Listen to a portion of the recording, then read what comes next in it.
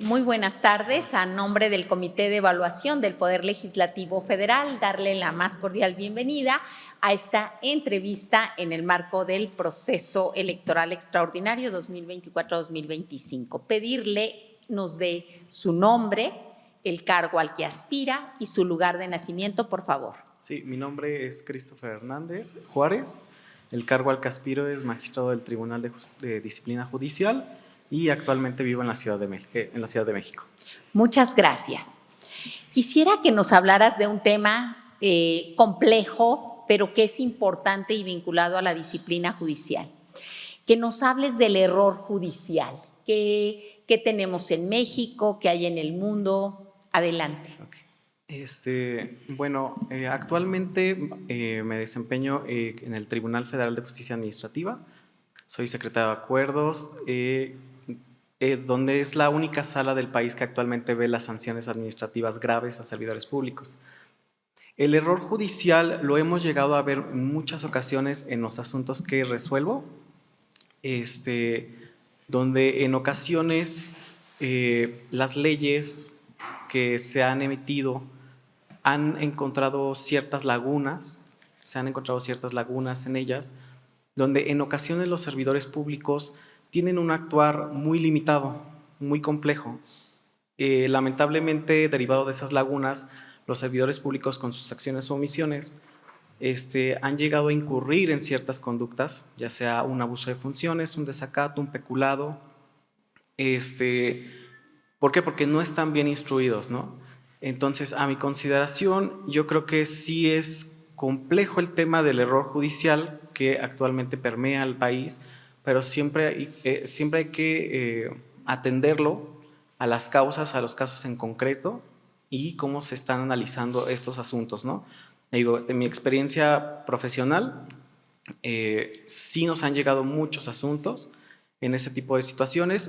Por poner un ejemplo, me han llegado asuntos en los que hay servidores públicos que trabajan en el SAT y que, derivado de que han visto que sus juicios en sus respectivos créditos fiscales se han visto perdidos, interponen, o ya más bien ya no interponen los recursos de revisiones fiscales que tendrían que interponer cuando se resuelve una sentencia o un juicio de nulidad, por ejemplo. Y lamentablemente por ese hecho, que aún es cuando ellos ven ese tipo de asuntos y que pues dicen, bueno, no vamos a perder el tiempo porque sabemos que este asunto ya está acabado, está terminado, lo cierto es que por ese simple hecho incurren en una cierta responsabilidad. Entonces, ahí podemos analizar como esas situaciones donde los errores judiciales pues son complicados porque son a criterio de uno mismo. Entonces, creo que es un poco el tema de… Sí, y cuando hay la declaratoria de error judicial, ¿cuál sería la medida de reparación? Por ejemplo, en los asuntos que hemos tenido donde se resuelven los servidores públicos que sí se sancionan, nosotros imponemos en este caso indemnizaciones a estos servidores públicos. En ocasiones sí es muy complicado porque la ley general es muy limitada en ese aspecto, es de aplicación estricta, ¿no? Entonces, considero que sí es muy limitada porque no nos permite avanzar o no nos permite realmente atender a una sanción justa y equitativa. Entonces, creo que sí se debe de analizar el proceso legislativo de este tipo de leyes porque sí se encuentran muchas lagunas. Les voy a poner un ejemplo muy claro y que a lo mejor muchos no lo han visto y que lamentablemente ha ocurrido donde yo laboro actualmente. Hay servidores públicos que incurren en una conducta de abuso de funciones o peculado donde se les determina un daño patrimonial. Y un daño patrimonial por un error que en ocasiones es una omisión por falta de experiencia, por falta de equipo, etcétera. Y no sé, se actualizó una conducta donde se dañó al patrimonio por unos 20,000 pesos. Ese daño es equiparable a un daño mayor de millones, en donde se tiene que sancionar de manera mínima 10 años de inhabilitación. Entonces, podrá ser un daño patrimonial de 20, 30, 100, 150, 300, 500 millones de pesos y se va a sancionar igual que un daño patrimonial de 20,000 pesos. Entonces, sí está complejo el asunto. Sí, gracias por tus respuestas. Sí. Abogado, en su experiencia como servidor público del órgano administrativo jurisdiccional federal, ¿cuál cree usted que es el límite al que debe someterse un juzgador instructor en materia de investigación de conductas ilícitas de otros juzgadores? La respuesta obvia es a lo que establece la ley. Sí. Pero, y seguramente ha oído hablar usted del principio de realidad o del principio contextual mencionado por algunos autores como Dworkin. Uno de los problemas a los que nos enfrentamos es justamente la exégesis que se autoprotege de los juzgadores a la hora de revisar justamente cuestiones disciplinarias. Y esto derivó en esta reforma y en estas entrevistas. ¿Cuál sería la forma en la que usted se acercaría a resolver este tipo de cosas? Mira, como te digo, sí, tienes toda la razón. La ley general es de aplicación estricta. A nosotros como resolutores en el tribunal sí nos impide o nos limita mucho el realizar una aplicación pro homine, pro persona, etcétera. Pero creo que sí hay un espacio para ello y en el tribunal, en la sala de responsabilidades, lo hemos aplicado en muchas ocasiones. Por ponerte un ejemplo, un abuso de funciones de un profesor que abusó sexualmente de una alumna.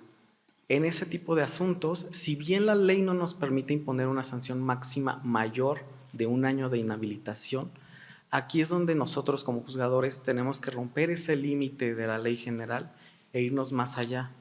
Y entonces lo que hacemos nosotros en nuestras sentencias es aplicar esos principios y principio al interés superior de la niñez, no sé, u otros tipos de principios que aplicamos en nuestras sentencias para imponer una sanción mayor.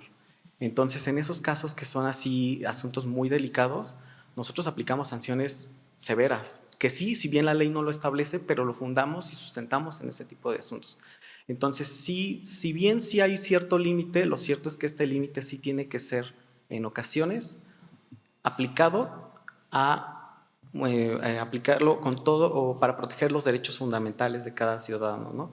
Te digo, la ley general no nos permite irnos más allá porque los 10 años, 20 años de inhabilitación solamente los podemos aplicar si hay un daño patrimonial. En este caso, como es un abuso, pues no nos permite irnos más allá y lo máximo que nos permite es 1 año de inhabilitación. Es una laguna de la ley y la hemos encontrado en muchísimos asuntos ahí que he resuelto en el tribunal.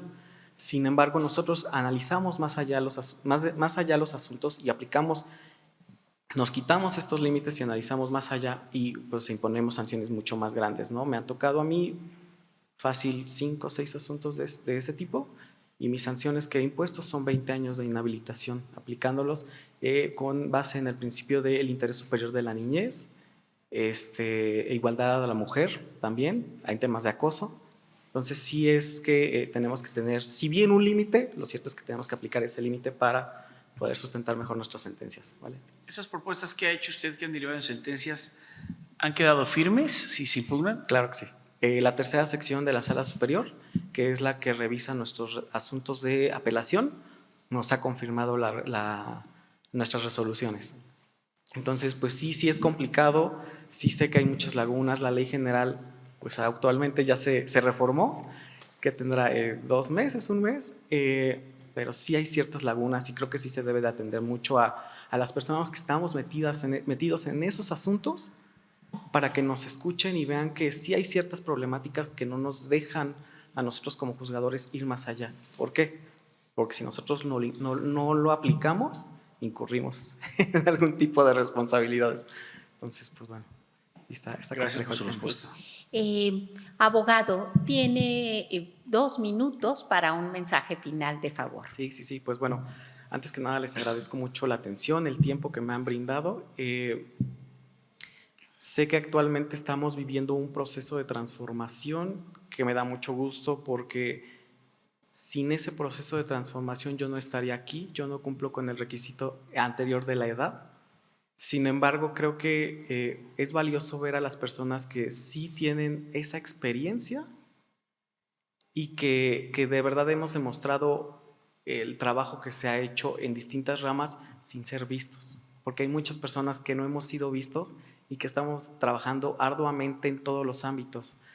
Llevo más de 10 años de experiencia en el Tribunal Federal, no en la sala de responsabilidades porque actualmente es muy nueva, pero yo he estado en materia jurisdiccional. He sido oficial jurisdiccional en la segunda sala regional. Mi trabajo consistía en elaborar proyectos de sentencia para los secretarios, para los magistrados, y gracias a ello pude pasarme o pude alcanzar un mayor puesto, que es oficial de sala superior. Yo estuve con el magistrado Carlos Chaurán Arzate, que en su momento fue magistrado presidente. Él me tocó ser mi jefe en la presidencia, que le agradezco muchísimo. Entonces, en sala superior, si bien se dirimen ciertos asuntos como lo vemos en salas regionales, sin embargo, en sala superior, pues sí son mucho más complejos estos asuntos. Me ha tocado resolver o dictaminar asuntos como los más conocidos, que son los de Electra, asuntos de servidores públicos donde sus declaraciones patrimoniales han estado ahí controvertidas. Entonces, agradezco también el apoyo del magistrado Chaurán y posteriormente a ello, pues con base en mi trabajo, me logré colocar como secretario de acuerdos en la sala de responsabilidades administrativas graves. En esa sala he aprendido mucho a estar en contacto con la gente. ¿Le quedan 15 segundos? He estado en contacto mucho con la gente, entonces he entendido mucho la problemática que les ha ocurrido a cada uno de ellos. Por lo que de verdad quiero expresarles mi agradecimiento y pues que esto sea para mejor y mejora de México. Gracias. Muchas gracias y te pedimos estar atento a las comunicaciones que emita este comité. Perfecto. Gracias. Muchísimas gracias. Gracias. Gracias, Voy a abogado. agarrar esta.